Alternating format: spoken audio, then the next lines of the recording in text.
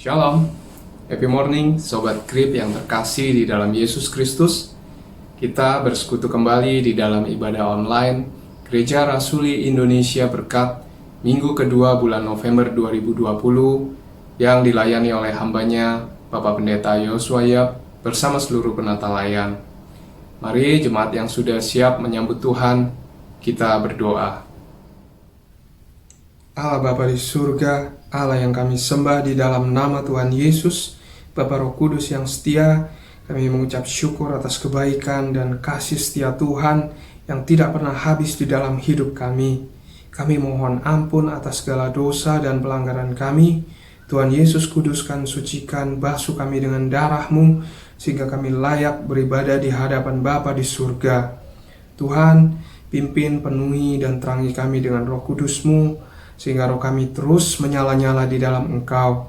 Melalui firman-Mu yang akan kami terima dan makan, biarlah firman Tuhan menguatkan, memampukan, dan menyegarkan hidup kami. Berkati hamba-Mu Bapak Pendeta Yosua Yap, pakai mulut lidah bibirnya untuk kemuliaan nama-Mu.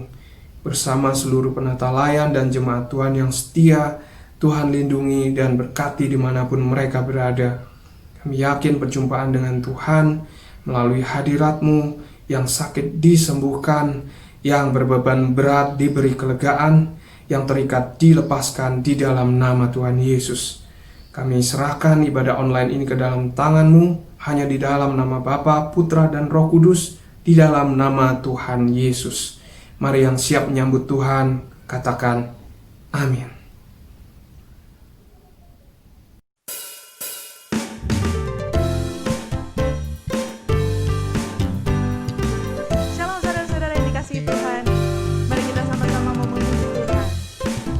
Kita mau tinggikan namanya, kita mau serukan namanya.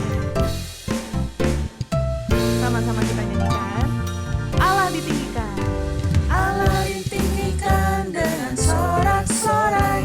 Allah ditinggikan dengan sangkakala. Allah ditinggikan dengan sorak-sorai. Bersoraklah bagi Tuhan. Bersoraklah bagi sorak-sorai. Allah ditinggikan dengan sangkakala. Allah ditinggikan dengan sorak-sorai. Bersoraklah bagi Tuhan. Bersoraklah bagi Tuhan. Biar sangkakala berbunyi, tepuk tangan puji Tuhan.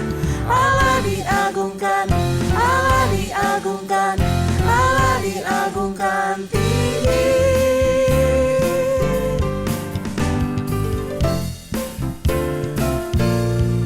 Kita nyanyikan lagi, Allah ditinggikan.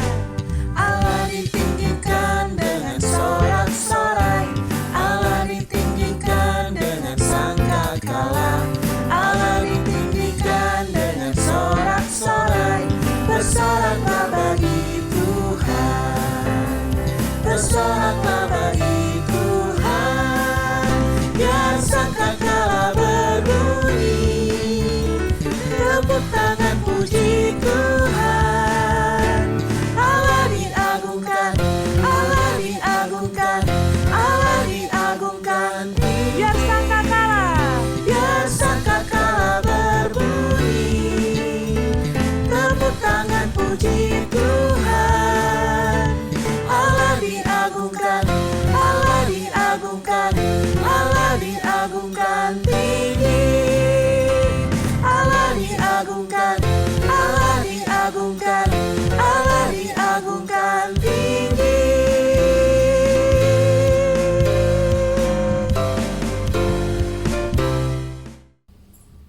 Jemaat terkasih, saya undang untuk bangkit berdiri. Bersama kita akan membaca firman Tuhan di dalam Mazmur 34 ayat 12 sampai dengan 15 dalam bacaan bertanggapan demikian. Marilah anak-anak, dengarkanlah aku. Takut akan Tuhan akan kuajarkan kepadamu. Siapakah orang yang menyukai hidup, yang mengingini umur panjang untuk menikmati yang baik? Jagalah lidahmu terhadap yang jahat, dan bibirmu terhadap ucapan-ucapan yang menipu. Jauhilah yang jahat dan lakukanlah yang baik. Carilah perdamaian dan berusahalah mendapatkannya. Amin. Jemaat dipersilakan untuk duduk kembali.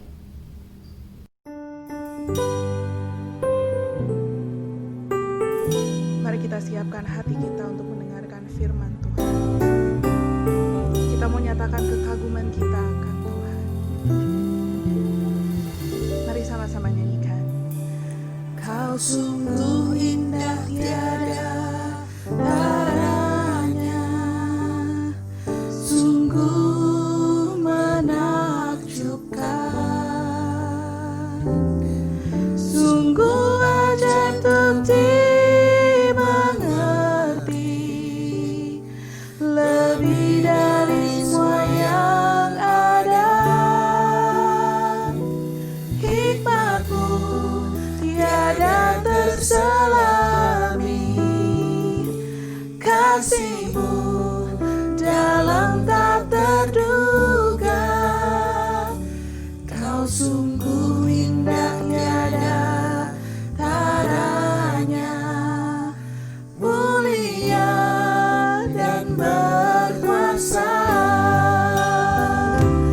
Ku kagum hormat akan Engkau, ku kagum hormat akan Engkau. Kau Allah yang layak dipuji, ku kagum akan Engkau.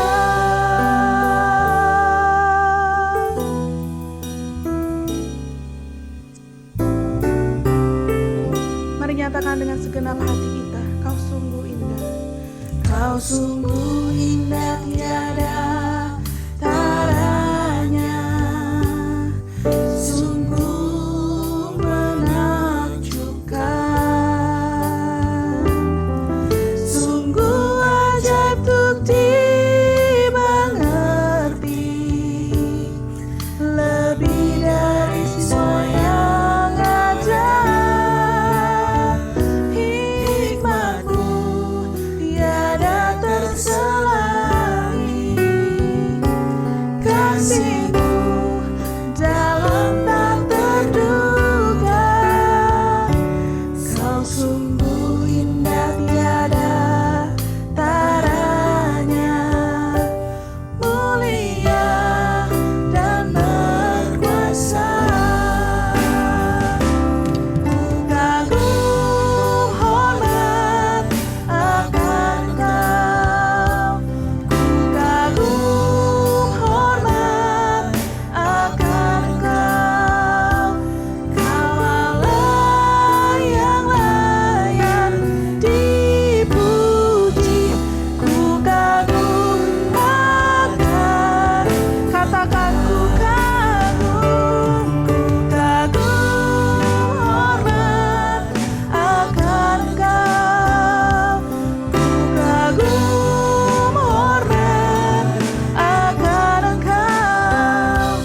Kau Allah yang layak dipuji, ku kagum akan. Kau Allah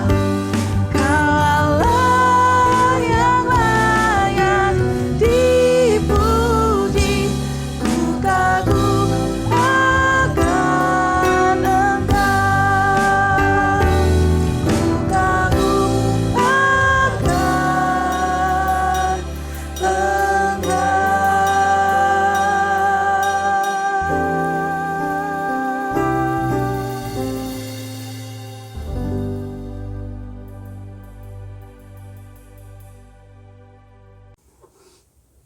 Shalom, selamat pagi Bapak dan Ibu jemaat-jemaat Tuhan yang saya kasihi. Terima kasih untuk kehadiran Bapak dan Ibu saudara sekalian dalam ibadah pagi hari ini. Dan kita sebentar lagi saudara akan memasuki bulan Desember. Ya, tak terasa ya, sudah hampir 1 tahun lagi kita lewati perjalanan hidup kita. Dan tentunya pada bulan Desember kita akan merayakan Natal. Dan tentunya juga Natal tahun ini akan sangat berbeda dibandingkan dengan Natal-Natal pada tahun-tahun yang lalu. Karena kita masih dalam situasi COVID-19. Nah, oleh karena itu Bapak dan Ibu sekalian, tentunya kita harus semakin merenungkan perjalanan kehidupan kita. Setelah hampir 1 tahun kita melalui jalan kehidupan kita ini, menjadi perenungan buat kita semua. Apakah iman kita sudah semakin bertumbuh? Apakah iman kita sudah semakin dewasa? Apakah iman kita semakin kuat? Ini yang harusnya menjadi concern kita semua, supaya kita semakin hari semakin serupa dengan Kristus. Amin, saudara. Nah, oleh karena itu pagi hari ini saya ingin mengajak saudara, kita akan merenungkan dari surat Yakobus pasalnya yang ketiga yang berbicara tentang dosa karena lidah. Karena lidah kita itu, perkataan kita yang dimaksudkan adalah bagian dari perbuatan-perbuatan kita. Sehingga di dalam Yakobus pasal yang kedua yang saya sudah bahas pada ibadah tengah minggu pada hari Rabu yang lalu, dikatakan bahwa perbuatan iman tanpa perbuatan itu adalah iman yang mati. Berarti perbuatan kita harus semakin hari semakin baik, semakin hari semakin serupa dengan Kristus, dan itu menyatakan iman kita yang semakin hari semakin bertumbuh, semakin hari semakin dewasa lewat perbuatan tingkah laku kita, termasuk perkataan kita. Nah, sebelum kita merenungkan firman Tuhan pagi hari ini, mari kita bersatu hati, kita tundukkan kepala, kita berdoa, kita memohon pertolongan dari Tuhan. Mari kita berdoa. Bapa di surga, terima kasih untuk pagi hari yang indah ini. Kami boleh berkumpul bersama keluarga kami Tuhan, untuk mendengar, merenungkan firman Tuhan. Kami sudah memuji, memuliakan nama Tuhan, biar kiranya pujian kami boleh menyenangkan hati Tuhan. Dan waktunya sekarang kami mau belajar kebenaran firman Tuhan, kiranya Engkau urapi kami semua supaya kami boleh mendapatkan pemahaman, pengertian, termasuk juga teguran dan peringatan yang Tuhan mau sampaikan lewat kebenaran firman Tuhan yang mau kami dengar pagi hari ini. Berkati dan urapi juga hamba-Mu yang tidak ada apa-apanya ini, sehingga boleh keluar dari mulut lidah bibirnya hanya perkataan kebenaran dari firman Tuhan saja. Kami mau serahkan untuk firman Tuhan pagi hari ini yang akan disampaikan ke dalam tangan-Mu. Di dalam nama Tuhan Yesus kami berdoa dan mengucap syukur. Haleluya. Amin.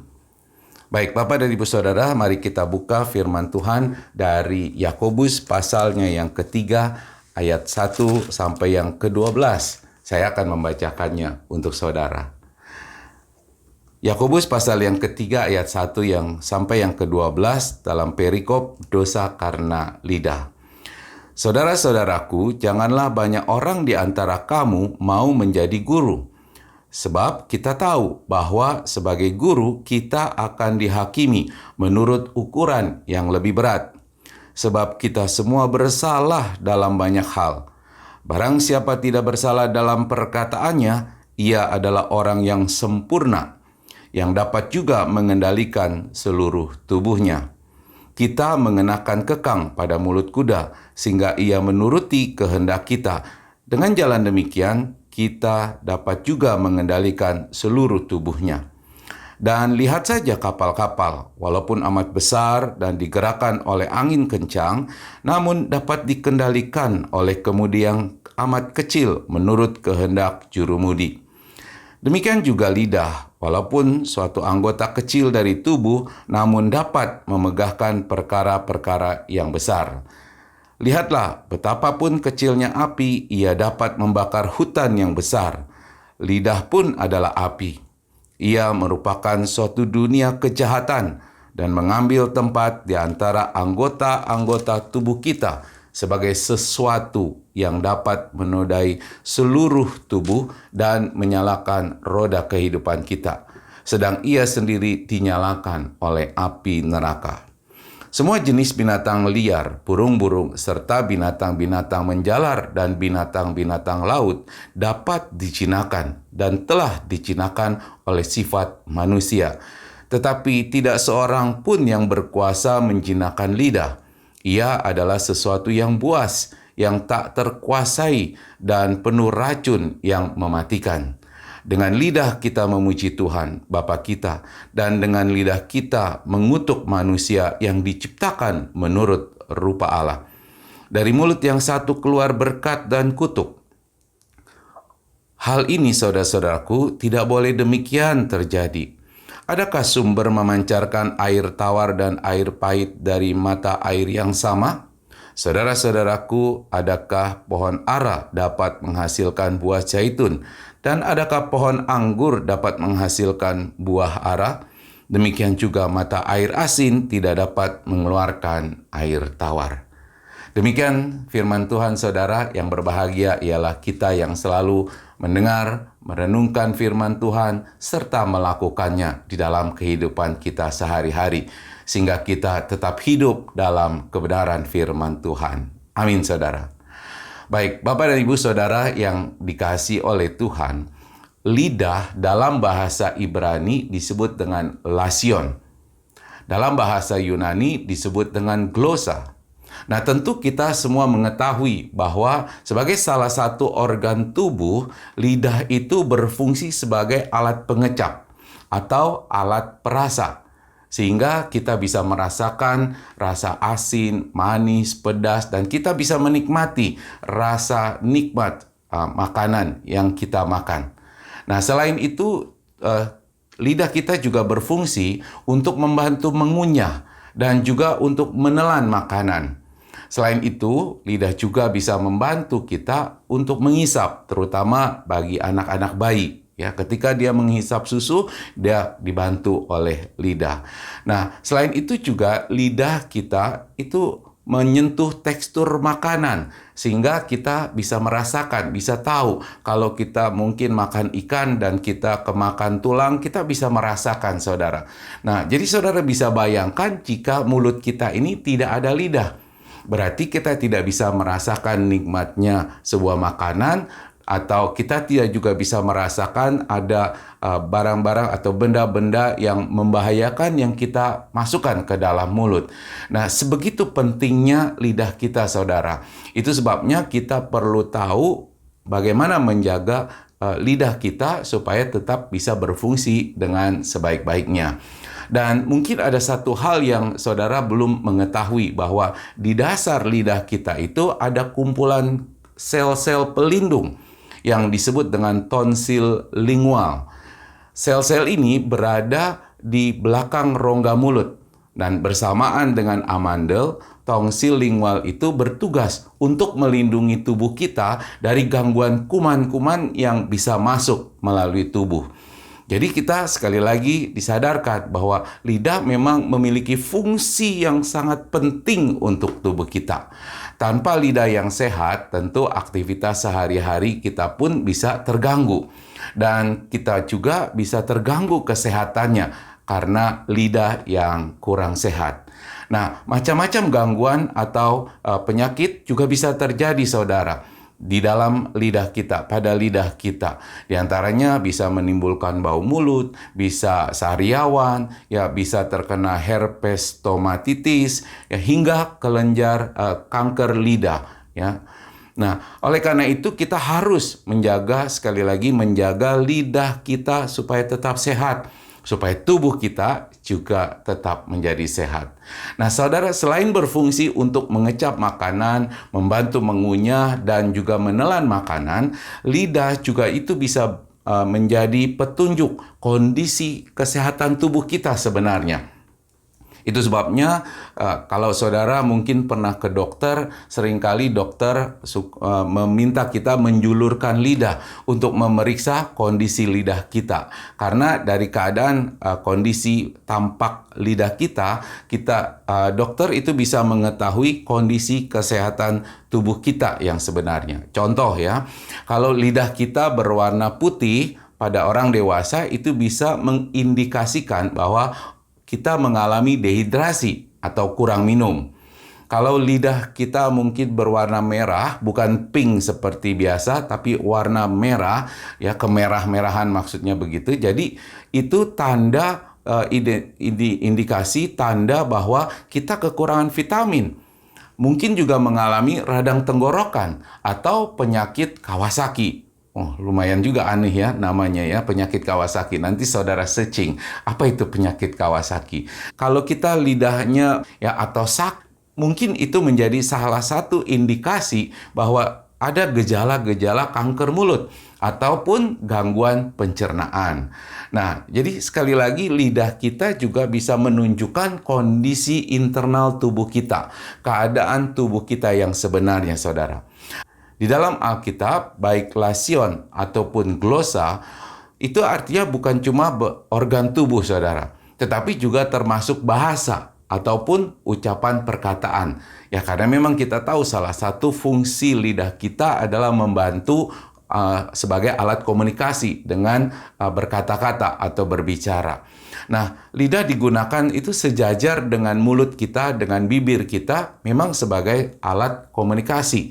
Nah, jika kondisi fisik lidah kita itu dapat mengindikasikan kesehatan tubuh kita, maka cara kita mempergunakan lidah kita untuk berbicara atau kata-kata yang kita ucapkan itu sebetulnya mengindikasikan kesehatan jiwa kita, saudara.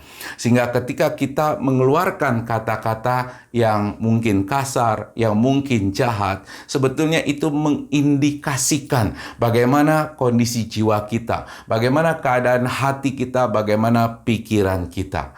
Nah, di dalam Alkitab, saudara, lidah itu dikatakan bisa baik, bisa jahat. Bisa terpelajar atau tidak terpelajar. Ya, bisa lidah yang pintar atau lidah yang bodoh. Maksudnya mengeluarkan kata-katanya. Ya, membuat orang dapat bernyanyi. Membuat orang dapat menjadi seorang pembicara yang handal, mempengaruhi banyak orang. Tetapi juga lidah kita bisa dipakai untuk hal-hal yang jahat. Bukan untuk bernyanyi, tapi untuk berkeluh kesah, untuk komplain, untuk protes, bahkan untuk mencela orang lain.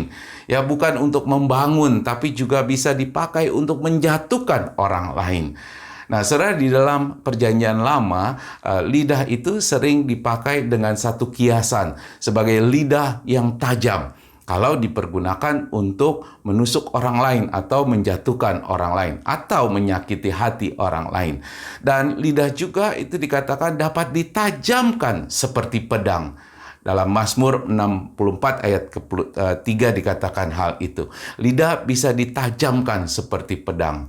Nah, dalam perikop yang kita baca hari ini, saudara, Yakobus ingin mengingatkan sekaligus menegur jemaat pada waktu itu, ya, jemaat Kristen Yahudi yang ada di perantauan tentang dosa karena lidah.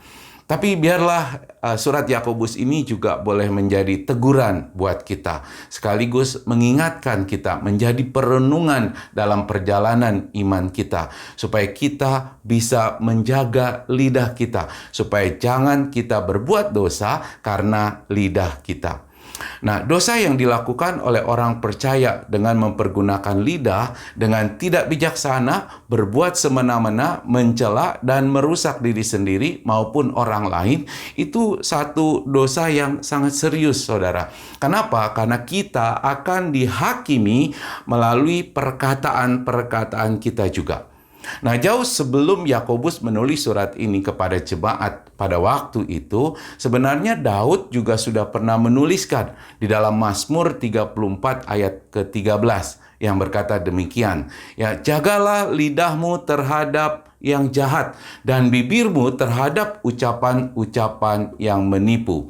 Jadi kita perlu menginsafi, saudara, bahwa lidah kita ini sangat penting, sering membuat kita sekali lagi berbuat dosa. Maka kita perlu menjaganya, atau di dalam bahasa firman Tuhan yang kita baca, mengekangnya dan mengendalikan lidah kita itu.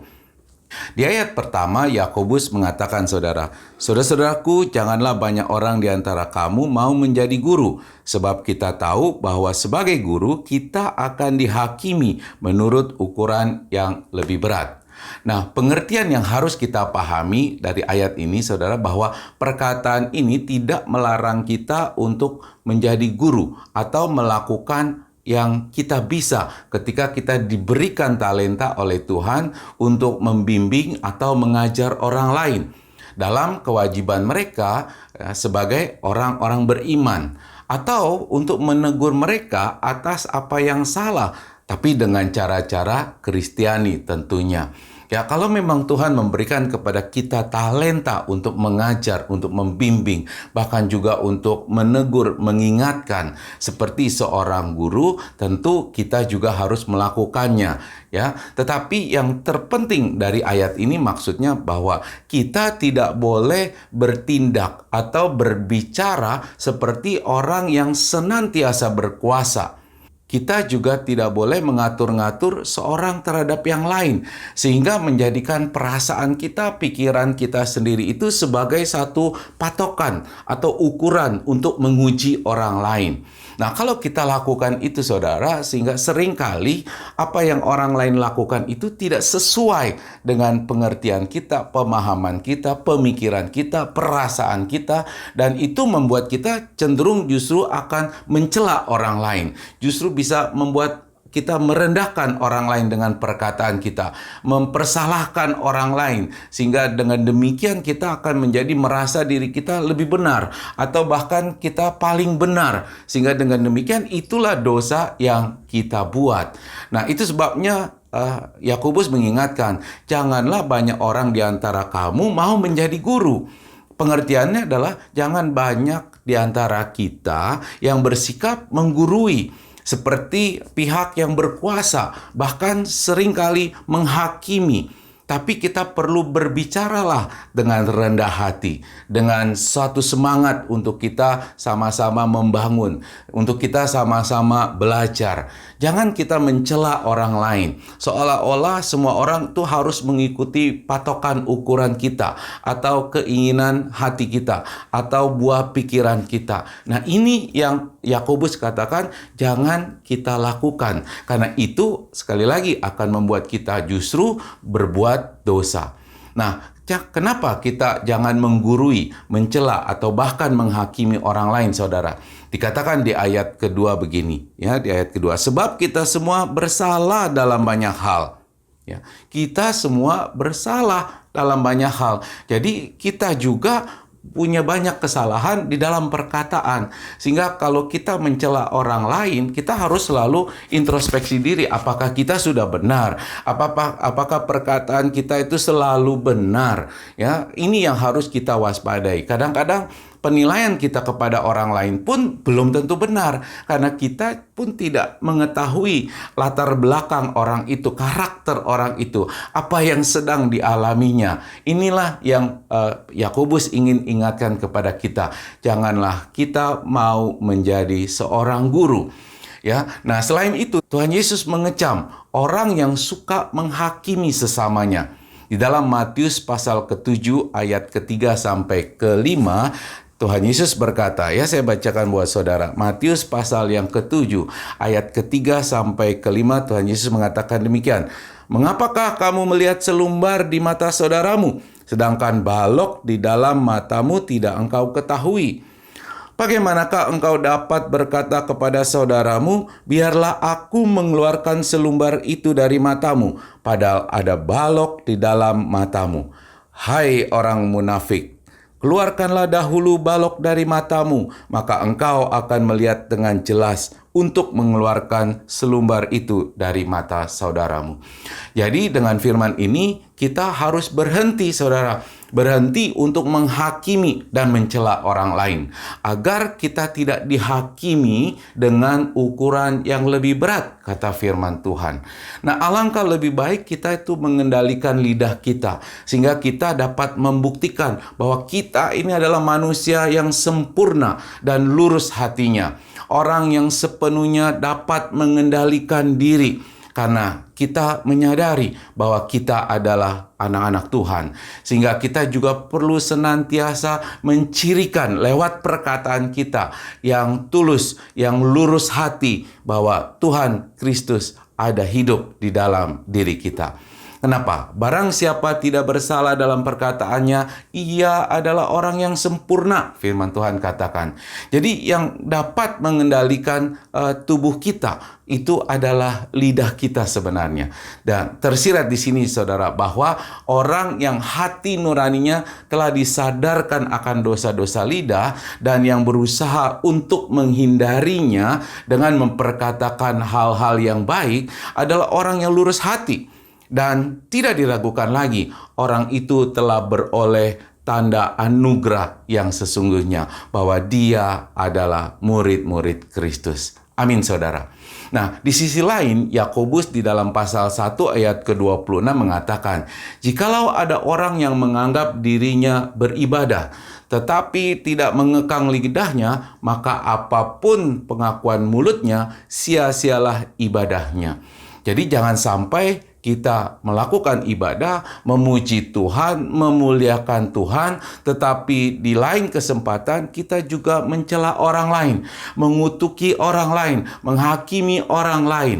Ya, orang yang tidak bersalah dalam perkataannya itu saudara akan membuktikan bahwa dirinya sebagai orang Kristen yang tidak hanya tulus, tetapi juga sudah sangat matang dan bertumbuh imannya. Nah, maka dari itu saudara, kita juga harus sekali lagi merenungkan diri kita. Apakah kita ini sudah semakin dewasa dalam iman kita? Iman kita sudah bertumbuh semakin kuat di dalam diri kita. Dan itu hanya bisa ditunjukkan lewat ucapan perkataan kita. Makanya kita sekali lagi perlu mengendalikan mulut lidah bibir kita. Ya, kita harus mengendalikan lidah kita, saudara. Kita harus mengekang lidah kita. Seperti yang digambarkan dalam beberapa perbandingan yang disampaikan oleh Yakobus kepada kita semua. Yang pertama, saudara, seperti mengendalikan dan mengarahkan gerakan-gerakan kuda dikatakan dengan kekang yang dipasang pada mulutnya. Ya, tentu saudara pernah tahu dan pernah melihat ya di mana seekor kuda dipasangkan kekangnya, kemudian dengan itu maka kuda itu bisa dikendalikan ya sesuai dengan apa yang penunggangnya mau, dikendalikan seluruh tubuhnya. Demikian yang digambarkan oleh Yakobus. Ya, saudara tahu bahwa kuda itu adalah binatang yang liar, tetapi bisa dijinakan, bisa dikendalikan kalau dipasangkan kekang pada mulutnya. Nah, demikian juga ada begitu banyak keberingasan dan keliaran di dalam diri kita sebetulnya. Hal ini dengan sendirinya ditunjukkan oleh lidah kita, sehingga lidah kita itu perlu dikekang. Saudara, semakin gesit dan hidup lidah kita, semakin fasih kita berbicara, semakin banyak kata-kata yang kita keluarkan, semakin kita harus berusaha untuk mengendalikannya. Kalau tidak, ya berarti lidah kita itu bisa menjadi liar seperti seekor kuda liar yang bisa merugikan penunggangnya, bisa bahkan melempar penunggangnya. Nah, lidah kita pun seperti kuda liar kalau tidak dikekang, saudara. Bisa juga membuat kita ini jadi mengalami banyak persoalan, banyak masalah. Kehidupan kita bisa jadi berantakan. Nah, oleh karena itu kita harus punya tekad dengan penuh kewaspadaan, tentu dengan kuasa anugerah dari Tuhan untuk sekali lagi mengendalikan lidah kita. Maka segala gerakan dan tindakan seluruh tubuh kita itu dapat dengan mudah diatur dan dikendalikan, terutama perasaan kita dan pikiran kita. Nah, seperti mengendalikan juga kapal, saudara, dengan cara mengendalikan kemudinya dengan benar. Dan firman Tuhan katakan di dalam ayat yang keempat dan kelima, dan lihat saja kapal-kapal, walaupun amat besar dan digerakkan oleh angin keras, namun dapat dikendalikan oleh kemudi yang amat kecil menurut kehendak juru mudinya. Nah, seperti halnya kemudi adalah bagian yang sangat kecil dari sebuah kapal. Demikian juga dengan lidah kita, saudara. Ini adalah anggota yang sangat kecil dari seluruh bagian tubuh kita. Tetapi jika kemudi kapal dikendalikan dengan baik, maka kapal itu dapat berjalan dan berbelok menurut kehendak si juru mudinya. Nah, jadi mengendalikan lidah dengan benar berarti dalam banyak hal kita mampu mengendalikan diri kita secara keseluruhannya. Ya, mengendalikan perasaan kita sekali lagi, mengendalikan pikiran kita, juga termasuk mengendalikan seluruh kehidupan kita seperti sebuah kapal. Kalau kemudi itu tidak bisa dikendalikan dengan benar, maka bisa mengakibatkan kapal itu karam, saudara. Betul ya? Dan jadi kalau kita tidak mampu mengendalikan lidah kita dengan benar, maka kapal kehidupan kita bisa karam. Nah, oleh karena itu kita juga harus paham, ada banyak orang mengalami kesusahan kehidupan, pengalaman yang kurang menyenangkan karena tidak mampu mengendalikan lidah. Ya, saya beri contoh kepada saudara. Saya tidak perlu sebut namanya, tapi saya percaya saudara tahu. Ada seseorang beberapa tahun yang lalu karena salah bicara, ya sebetulnya juga dia tidak betul-betul salah bicara, cuma perkataannya diedit-edit, kemudian disambung-sambung dan dipakai untuk melawan dia. Dan akhirnya dia mengalami kesusahan, harus menderita di dalam penjara. Ya, terlepas dari unsur politik atau apapun, saudara, tapi kita bisa melihat satu fakta bahwa kalau kita tidak bisa mengendalikan lidah kita ini, maka kapal kehidupan kita sungguh-sungguh bisa menjadi tersesat. Kehidupan kita bisa menjadi berantakan. Kita akan mengalami karam dalam kehidupan kita. Nah, ada satu keindahan yang menakjubkan dalam perbandingan-perbandingan yang Yakobus berikan kepada kita, saudara. Untuk menunjukkan bagaimana benda yang kecil itu bisa mempunyai manfaat yang luar biasa. Nah, sekali lagi, maka dari itu kita harus belajar untuk berusaha lebih lagi dalam mengatur lidah kita dengan benar. Karena meskipun dia adalah anggota tubuh yang kecil, lidah mampu melakukan kebaikan atau kerugian yang besar. Firman Tuhan tadi katakan, lidah dapat memegahkan perkara-perkara yang besar. Perkara besar yang baik, perkara besar yang jahat pun bisa terjadi oleh karena lidah kita yang kecil itu. Saudara, kita diajar untuk ngeri terhadap lidah yang liar kita ini sebagai salah satu kejahatan terbesar yang mampu merusak, yang paling merusak. Lidah yang liar dibandingkan sebagai sepercik api di dalam firman Tuhan yang kita baca. Firman Tuhan katakan, lihatlah betapapun kecilnya api, ia dapat membakar hutan yang besar. Lidah pun adalah api. Itulah penggambaran Yakobus terhadap lidah. Seperti api yang mampu menimbulkan kebakaran yang besar dan menghancurkan apa yang ada di sekelilingnya. Nah, saudara, oleh karena itu sekali lagi kita perlu merasa ngeri. Karena ada begitu banyak dosa di dalam lidah kita. Sehingga kita bisa disebut sehingga lidah kita itu disebut sebagai dunia kejahatan. Betapa banyak kecemaran yang bisa ditimbulkannya. Betapa besar dan mengerikan api yang bisa disulutnya. Demikianlah lidah kita mengambil tempat di antara anggota-anggota tubuh kita sebagai sesuatu yang dapat menodai seluruh tubuh kita. Ya, karena lidah itu seperti api yang kecil, tapi bisa membakar, menodai seluruh tubuh kita sehingga kita bisa berbuat dosa. Oleh karena itu, saudara, perhatikanlah, ada kecemaran dan noda besar di dalam dosa-dosa lidah kita. Nafsu-nafsu yang mencemarkan itu disulut, dilampiaskan, dan dimanjakan oleh anggota tubuh yang liar ini. Dan oleh lidah, seluruh tubuh kita itu sering diseret masuk ke dalam perbuatan-perbuatan dosa dan kebersalahan. Nah, oleh karena itu, saudara, Salomo berkata di dalam Pengkhotbah 5 ayat 5, janganlah mulutmu membawa engkau ke dalam dosa. Perangkap yang sering kali menjerat manusia itu karena lidah kita ini tidak tertahankan bagi diri kita untuk merusak orang lain, ya, menghancurkan orang lain, yang akhirnya juga menghancurkan diri kita. Lidah itu dikatakan firman Tuhan menyalakan roda kehidupan kita. Perkara-perkara manusia dan masyarakat bisa menjadi kacau balau dan semuanya terbakar oleh lidah manusia. Ya, dengan lidah manusia yang jahat bisa menghanguskan satu keluarga, bisa menghancurkan satu desa, menghancurkan satu kota, bahkan menghancurkan satu negara. Karena satu lidah liar yang tidak dikendalikan, saudara. Nah, saya sharing sedikit pengalaman hidup saya kepada saudara. Beberapa tahun lalu, saya lupa, ya itu tahun 96 atau 97, saya lupa. Tapi sebelum kerusuhan besar tahun 1998, saya terjebak 3 hari, saudara, di Makassar. Ya, terjebak karena ada kerusuhan besar di kota Makassar pada saat itu. Dan penyebabnya sebetulnya hal yang sebetulnya tidak terlalu besar, tetapi bisa menjadi satu kerusuhan besar. Karena apa? Karena ada satu orang yang memprovokasi. Jadi cerita kejadiannya begini, pada waktu itu saya tidak tahu sebetulnya.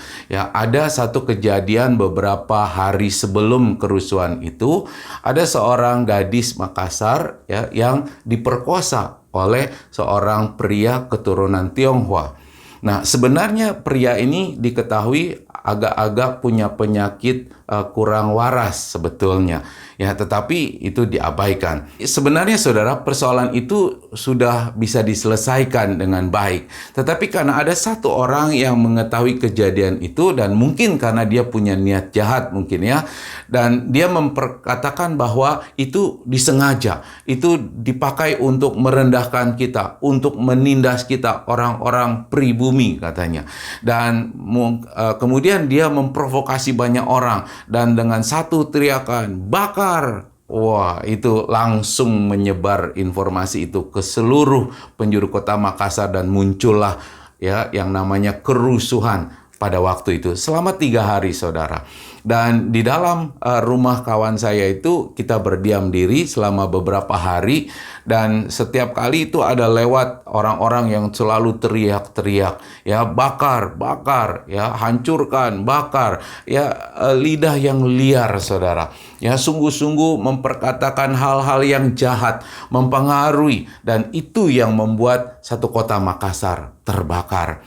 Jadi kita sekali lagi diingatkan, kita perlu hati-hati mempergunakan lidah kita, saudara. Karena lidah kita yang kecil ini seperti api, bisa menimbulkan kebakaran besar yang bukan cuma merugikan diri kita, tetapi juga merugikan orang-orang di sekeliling kita. Oke, jadi saudara, sekali lagi firman Tuhan katakan, lidah pun adalah api. Ia merupakan suatu dunia kejahatan dan mengambil tempat di antara anggota-anggota tubuh kita sebagai sesuatu yang dapat menodai seluruh tubuh dan menyalakan roda kehidupan kita. Sedang ia sendiri dinyalakan oleh api neraka. Nah, satu kata yang menarik, saudara, di sini bahwa dinyalakan oleh api neraka. Sehingga saudara perlu memperhatikan begini, ya. Karena rancangan-rancangan setanlah, maka lidah manusia itu disulut. Iblis secara tegas disebut sebagai pendusta, sebagai pembunuh, sebagai pendakwa saudara-saudara kita. Dan setiap kali lidah manusia itu digunakan untuk berdusta, untuk membuat pembunuhan atau membunuh orang lain atau mendakwa orang lain, maka sebetulnya lidah kita ini dinyalakan oleh api neraka. Roh Kudus memang pernah turun dalam lidah-lidah seperti nyala api dalam Kisah Para Rasul pasal yang kedua. Dan apabila lidah kita ini dibimbing dan dinyalakan oleh api surga, maka ia menyalakan pikiran-pikiran yang baik, perasaan-perasaan yang kudus, saudara, dan ibadah yang menyala-nyala. Tetapi apabila dinyalakan oleh api neraka, maka semua jadi panas, ya. Jadi tidak pantas yang kita perkatakan, dan apa yang menjadi perilaku kita pun bukan hal-hal yang baik yang merupakan ibadah kita demi untuk mencapai tujuan-tujuan iblis yang mempengaruhi diri kita. Nah, oleh karena itu, saudara, sama seperti kita ngeri terhadap nyala api, demikian pula kita juga harus ngeri dengan perselisihan, cercaan, fitnahan, kebohongan, dan segala hal yang dinyalakan oleh api neraka. Sehingga Ketika kita tidak bisa mengendalikan lidah kita dengan api surga, maka api neraka akan mengambil alih lidah saudara. Nah, selanjutnya kita diajarkan saudara mengenai betapa sulitnya memang mengendalikan lidah kita ini. Semua jenis binatang liar, dikatakan firman Tuhan ya, bahwa burung-burung ya, juga makhluk-makhluk yang paling buas, yang paling kuat ya, bisa dijinakan dan telah dijinakan keliarannya oleh sifat manusia dan kemudian dipergunakan untuk bermanfaat bagi manusia. Tetapi firman Tuhan katakan memang lidah kita ini sulit ya. Tidak seorang pun yang berkuasa menjinakkan lidah. Ia adalah sesuatu yang buas, yang tak terkuasai dan penuh racun yang mematikan. Nah, jadi betul-betul kita harus ngeri saudara dengan lidah kita ini. Ya, sulit, tidak mudah untuk dikendalikan. Tetapi puji Tuhan, ya kabar baik buat saudara bahwa ada kuasa Tuhan, ada kuasa Roh Kudus, ada anugerah kasih Tuhan yang mampu mengendalikan lidah kita, yang mampu membakar lidah kita itu dengan api surgawi, sehingga kita bisa memperkatakan kata-kata yang indah, penuh kasih. Nah, oleh karena itu saudara, kita perlu senantiasa tunduk kepada Tuhan, kepada otoritas Tuhan. Dan kita harus senantiasa memohon kepada Roh Kudus yang ada di dalam diri kita untuk menguasai, mengendalikan lidah kita ini ya, yang penuh kejahatan itu.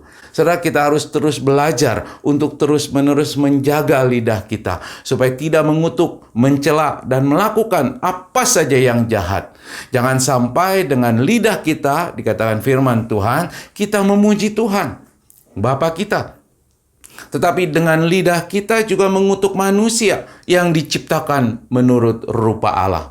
Dari mulut yang satu keluar berkat dan kutuk. Hal ini saudara-saudara tidak boleh terjadi. Demikian firman Tuhan yang kita renungkan pada pagi hari ini mengatakan.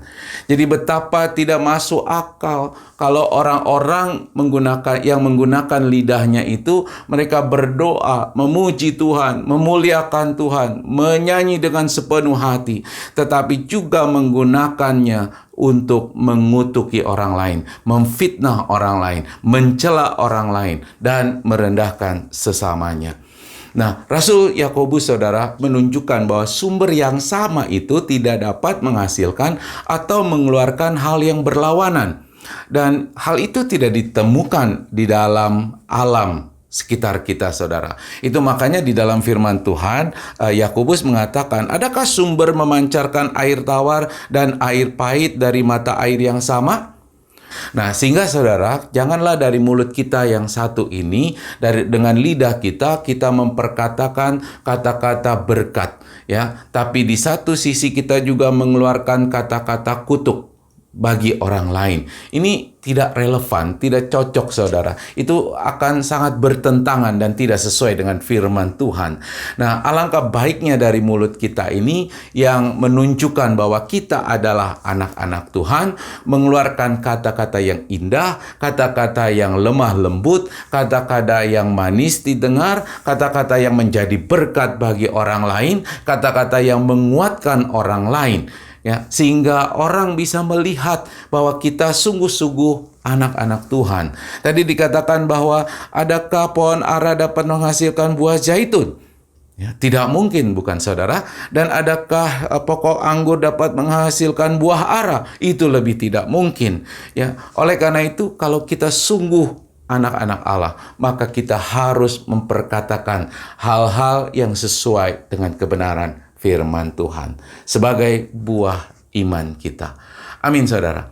Nah, sebagai penutup saya ingin membacakan perkataan Tuhan Yesus sendiri di dalam Matius pasal yang ke-12 ayat ke-33 sampai yang ke-35 buat saudara. Demikian firman Tuhan. Jikalau suatu pohon kamu katakan baik, maka baik pula buahnya.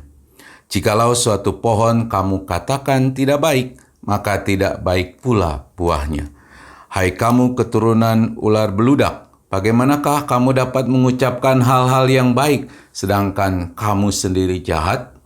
karena yang diucapkan mulut meluap dari hati.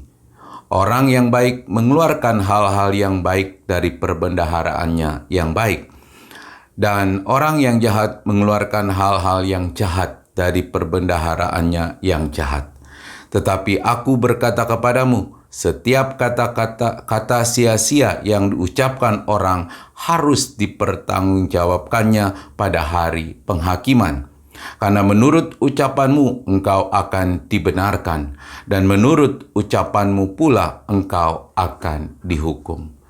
Ya, dengan demikian mari kita terus belajar dan meminta pertolongan dari Roh Kudus untuk kita tidak berbuat dosa dengan mengekang lidah kita, mengendalikan lidah kita, supaya kita sungguh-sungguh bisa menghasilkan buah-buah yang baik, buah-buah iman yang memuliakan nama Tuhan.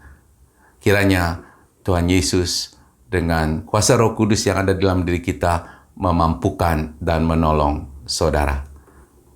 Amin. Tuhan Yesus memberkati. Mari kita berdoa. Bapa di surga, terima kasih untuk firman Tuhan yang boleh kami dengar, firman yang sangat sederhana tetapi telah mengingatkan kami, bahkan menegur kami bahwa kami banyak berbuat dosa dengan lidah kami, dengan perkataan-perkataan yang selama ini mungkin kami lakukan tanpa kami sadari. Lidah kami seringkali mencela, bahkan menghakimi orang lain, bahkan juga menyakiti hati orang lain. Lidah kami seringkali memegahkan perkara-perkara besar yang jahat, yang tidak berkenan kepada Tuhan. Ampuni dosa kami ya Bapa, dan pagi hari ini kami mau menyadari, sungguh menyadari bahwa kami harus mengekang lidah kami, supaya kami boleh mengendalikan seluruh tubuh kami. Kami harus mengendalikan juga lidah kami, supaya tidak mengakibatkan hal-hal yang buruk baik dalam kehidupan kami pribadi maupun kehidupan orang lain, sehingga kami juga boleh memperkatakan hal-hal yang baik yang sesuai dengan firman Tuhan, perkataan-perkataan yang lemah lembut penuh kasih Tuhan, supaya kami boleh menunjukkan sungguh-sungguh kepada dunia bahwa Tuhan hidup di dalam kami dan kami hidup di dalam Engkau. Oleh karena itu ya Bapa, kami juga bukan cuma sekedar slogan bahwa kami ingin menjadi serupa dengan Engkau ya Kristus, tapi sungguh-sungguh kami boleh menyatakannya di dalam kehidupan kami, lewat perilaku hidup kami, lewat ucapan perkataan mulut kami yang semakin hari semakin berkenan di hadapan Tuhan. Oleh karena itu ya Bapa, tolong kami melalui kuasa Roh Kudus Tuhan yang ada dalam diri kami, kuatkan kami dan ingatkan kami terus ya Tuhan, bimbing kami supaya kami sungguh-sungguh boleh semakin memuliakan Tuhan di dalam sikap perilaku kehidupan kami.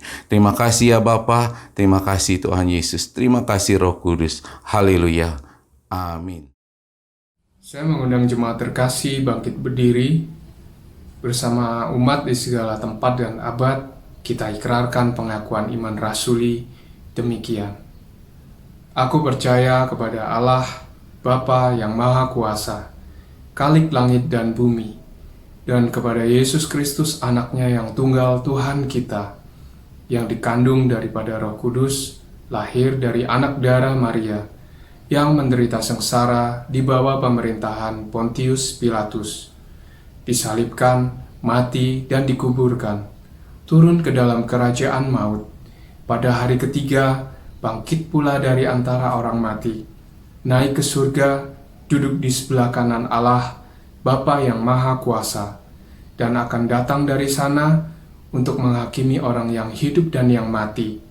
Aku percaya kepada Roh Kudus, gereja yang kudus dan am, persekutuan orang kudus, pengampunan dosa, kebangkitan orang mati, dan hidup yang kekal. Amin. Jemaat dipersilakan duduk kembali. Jemaat terkasih, tiba saatnya kita akan memberikan persembahan bagi pekerjaan Tuhan dalam ibadah online ini. Bagi yang tergerak ingin memberikan persembahan persepuluhan, pemeliharaan rumah Bapa, ucapan syukur maupun kolekte, bisa melakukannya melalui transfer ke rekening bank gereja yang tertera di layar berikut ini. Dan kami menghimbau bagi jemaat sekalian untuk tetap memperhatikan setiap pengumuman dalam warta sepekan. Selamat memberi, Tuhan Yesus memberkati.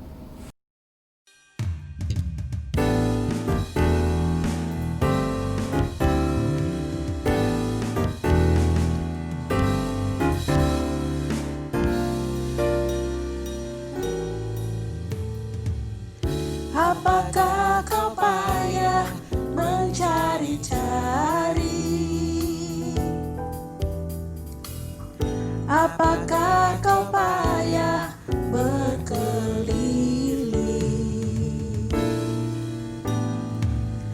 Bawalah sekarang segala susahmu pada kaki Yesus, serahkanlah. Serahkanlah, serahkanlah,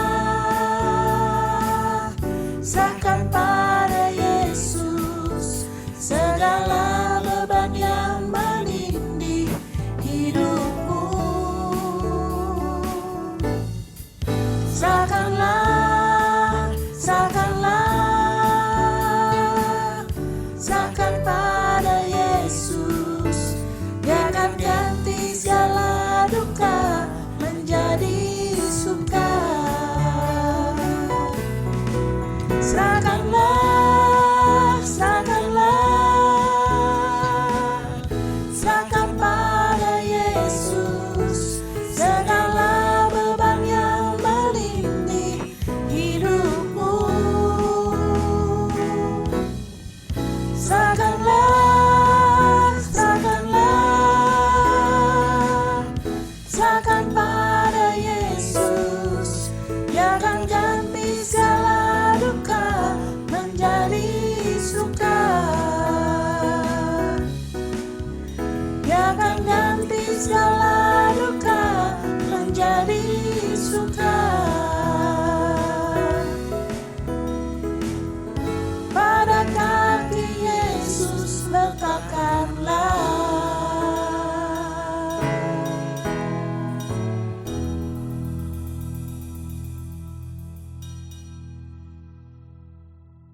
Bapak Ibu Saudara yang dikasihi oleh Tuhan, atas nama Bapak Gembala Pendeta Renaldo Panggabean, kami mengucapkan terima kasih atas persembahan saudara. Kiranya Tuhan Yesus memberkati saudara sekalian. Dan sebelum kita mengakhiri ibadah kita pagi hari ini, mari kita bersatu hati, kita mau naikkan beberapa pokok doa syafaat. Mari kita berdoa. Bapa di surga, kami bersehati dan bersepakat pada saat ini untuk memohon kepada Tuhan bagi bangsa dan negara kami yang masih dalam situasi pandemi COVID-19. Kami mengucap syukur Tuhan untuk dilaksanakannya vaksinasi bagi para medis yang berjuang untuk melawan virus corona dengan merawat para pasien-pasien yang terjangkit COVID-19. Dan kiranya Tuhan yang memberkati juga supaya vaksin itu boleh bekerja dengan sebaik-baiknya sehingga boleh meningkatkan daya imun tubuh bagi yang menerimanya untuk bisa melawan virus corona. Dan pada akhirnya vaksin itu juga boleh diterima oleh seluruh rakyat Indonesia sehingga negara kami Tuhan boleh terbebas dari pandemi COVID-19. Berkati Bapak Presiden, Wakil Presiden, jajaran para menteri dan juga seluruh aparat-aparat pemerintah sampai ke tingkat-tingkat desa yang bersatu padu untuk memikirkan hal-hal yang baik saja dan merancangkan hal-hal yang bermanfaat untuk ketahanan negara kami, juga terutama supaya sungguh-sungguh kami boleh terbebas dari COVID-19 dan juga resesi ekonomi sebagai dampak dari pandemi itu sendiri.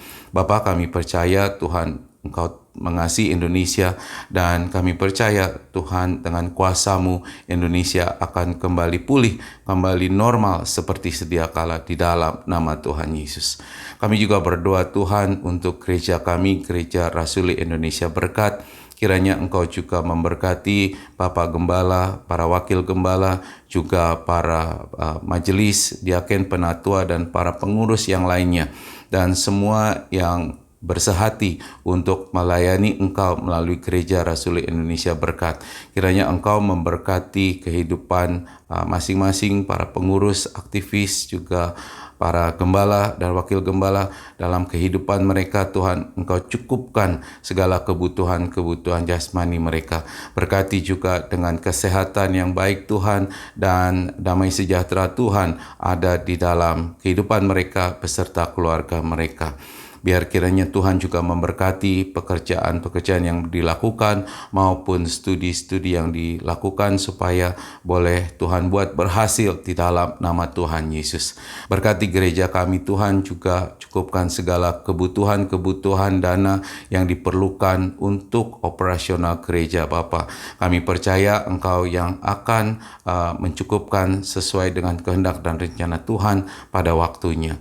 Berkati juga setiap jemaat-jemaat Tuhan, khususnya yang hadir pada ibadah online pagi hari ini. Engkau berkati kehidupan mereka ya Bapa, berkati pekerjaan mereka, berkati studi mereka Tuhan, dan berikan kepada mereka kesehatan yang baik, kebahagiaan serta damai sejahtera yang dari Tuhan saja. Terima kasih ya Bapa, terima kasih. Kami juga berdoa untuk jemaat-jemaat yang sakit, yang menderita berbagai macam penyakit, apapun penyakitnya, Engkau Tuhan yang Maha mengetahui, dan kami memohon kiranya Engkau berkenan untuk memberikan kesembuhan kepada mereka di dalam nama Tuhan Yesus.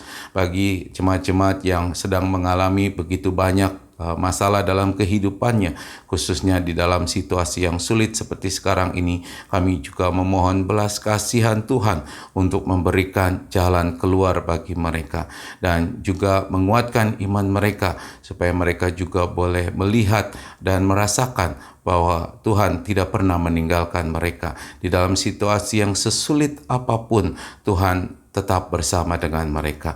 Terima kasih ya Bapa, ada banyak doa-doa yang kami mau naikkan kepada Tuhan, tapi Engkau yang mengetahui isi hati dan pikiran kami. Kami percaya Tuhan mengetahui segala apa yang kami harapkan, dan biarlah kiranya semua permohonan kami boleh sesuai dengan kehendak dan rencana Tuhan. Terima kasih ya Bapa, dan inilah doa kami yang kami naikkan kepada Tuhan, yang kami mau sempurnakan dengan doa seperti yang Tuhan sendiri ajarkan bagi kami semua. Bapa kami yang di surga, dikuduskanlah namamu, datanglah kerajaan-Mu, jadilah kehendak-Mu di bumi seperti di surga. Berilah kami pada hari ini makanan kami yang secukupnya, dan ampunilah kami akan segala kesalahan kami, seperti kami juga mengampuni orang yang bersalah kepada kami. Dan janganlah membawa kami ke dalam pencobaan, tetapi lepaskanlah kami daripada yang jahat, karena Engkaulah yang punya kerajaan dan kuasa dan kemuliaan sampai selama-lamanya. Amin. Sekarang saya undang Bapak Ibu Jemaat yang dikasihi Tuhan untuk berdiri. Kita akan menutup ibadah kita pagi hari ini dengan menerima berkat yang dari surga. Dan sebelum itu, biarlah kiranya firman Tuhan dari Mazmur 39 ayat yang pertama menjadi komitmen kita pada hari ini dan seterusnya. Aku hendak menjaga diri, supaya jangan aku berdosa dengan lidahku. Aku hendak menahan mulutku dengan kekang, selama orang fasik masih ada di depanku. Amin. Ya. Mari sekarang angkat kedua tanganmu, tengadahkan wajahmu, arahkan hatimu, dan terima serta aminkan berkat yang dari surga.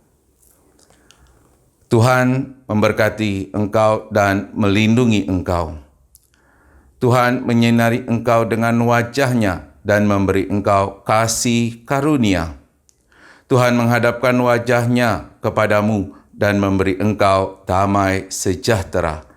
Kiranya kasih anugerah Allah Bapa di surga dan kasih Tuhan Yesus Kristus serta penyertaan dan pertolongan dari Roh Kudus menyertai kamu sekalian, mulai dari sekarang sampai Tuhan datang kembali, bahkan sampai selama-lamanya. Mari jemaat Tuhan yang diberkati, katakan amin.